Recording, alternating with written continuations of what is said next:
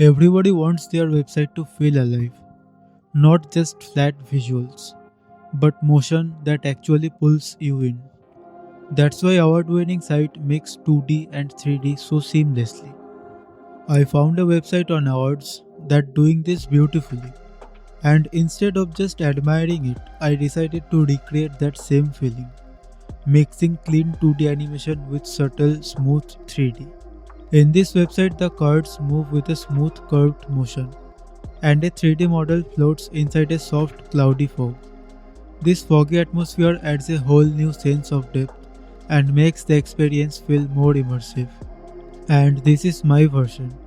I achieved the same foggy environment and recreated that smooth curved motion on scroll. If you enjoy this kind of content where I break down animation from scratch and share the full source code for free, consider subscribing.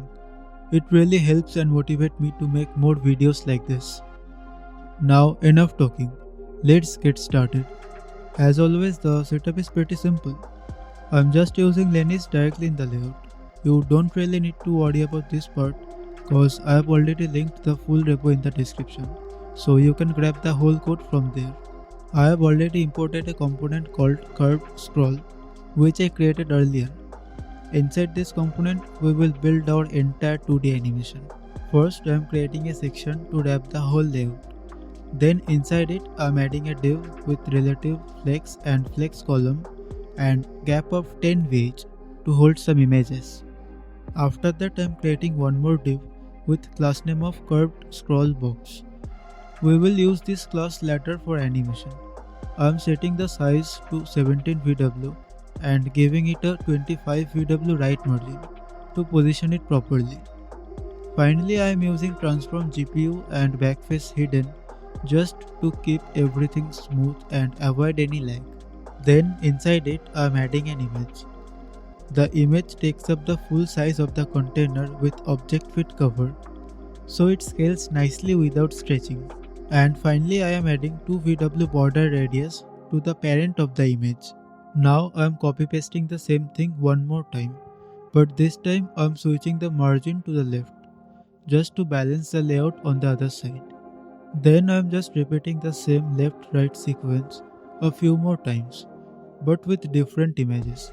This way we get a nice visual rhythm before adding any animation. At this point our layout is completely done. I'm just adding a full screen div at the top and the bottom just to create some scrolling space. Then at first I'm importing GSAP and scroll trigger. Inside use effect hook I am creating a GSAP context just to make sure nothing breaks and cleanup works properly. Inside the GSAP context I grab all the boxes together. Then I loop through them using for each, so we can animate each box individually. Now I am checking whether the current box is on the left or the right, using the index value. Then I am defining a radius based on the window width, which we will use to control the curved motion. Then I am creating a scroll trigger for each box. The box itself is a trigger, and the animation starts when the top of the box enters the bottom of the viewport, and ends when the bottom of the box leaves the top of the viewport. Inside onUpdate, we are getting a scroll progress which goes from 0 to 1.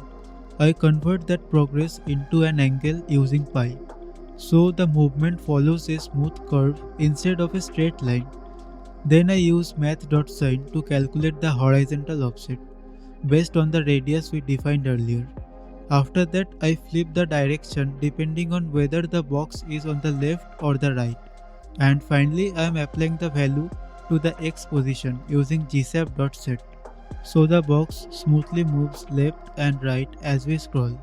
So our 2D animation is fully done and everything is working exactly the way we want. Now let's move on to the 3D part. I have already created a component called model, and above that I am creating a function called model mesh. Inside the model mesh, I am adding a simple box mesh with standard material. For now the material is slightly metallic with a bit of roughness and neutral color to keep things clean. And at the end I am scaling the mesh. The x-axis is scaled to make it wider and gives it a thin strip-like look. Now I'm just copy pasting the same mesh 2 more times. One of them is scaled on the y-axis and the other one is scaled on the z-axis. This way we end up with a model that looks very close to our reference. After that, I am using the canvas from React 3 Fiber. Inside it, I am rendering the model mesh. And I am also setting up a custom camera. The camera is positioned at 005 with a field of view of 35.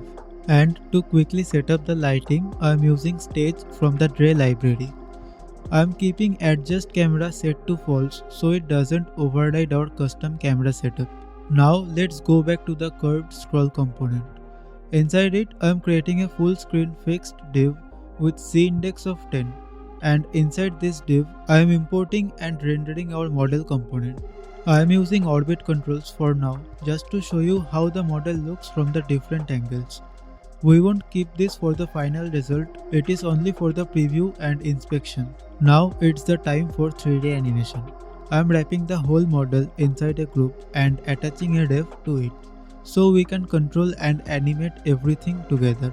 Also scaling the group a bit just to make the model slightly bigger and more visible. Now I am creating a base rotation ref. This is just to store the initial rotation value on x and y axis. I am creating 2 more refs, one to store the raw mouse position and another one to store the smoothed version of mouse movement. This will help us to avoid any jitter and keeps the 3D motion nice and fluid. Then I am creating a use effect hook. Inside it, I define a handle mouse move function, and this function runs every time the mouse moves. Here I convert the X mouse position into a value between -1 and 1, and I do the same for Y position but inverted. Then I store these values inside the mouse position ref. After that, I attach the function to the window mouse move event. And finally, I clean up everything by removing the event listener when the component unmounts, just to avoid some unwanted issues. Then I am using useFrame, and inside it the first thing I do is the safety check. If the group ref is not available yet, just return early, so we don't run into any errors. Then I am smoothing out the mouse movement. Instead of jumping directly to the new mouse position, I slowly move the smoothed mouse values toward the actual mouse position. These 0.05 values control how smooth the motion is. The base rotation values on the x and y axis are updated every frame. The delta value represents the time difference between frames, which keeps the rotation speed consistent across different frame rates. Mouse influence X takes the vertical mouse movement and converts it into x-axis rotation using radians.